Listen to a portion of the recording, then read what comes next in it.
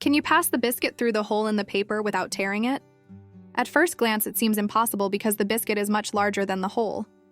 No matter how you try, you cannot pass it through directly. It will definitely tear the paper. However, puzzles always have their solutions, and this one is not complicated. But few people can think of it. Have you figured it out? We need to cleverly use geometric knowledge to create a hole large enough to accommodate the biscuit. First, fold the paper vertically once, then fold the paper horizontally. Next, fold the paper diagonally once. Finally, open the paper from the center. You will clearly see that the width of the hole has increased. Now, place the biscuit in the middle of the paper.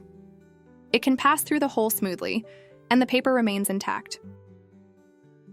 Do you know the principle behind this?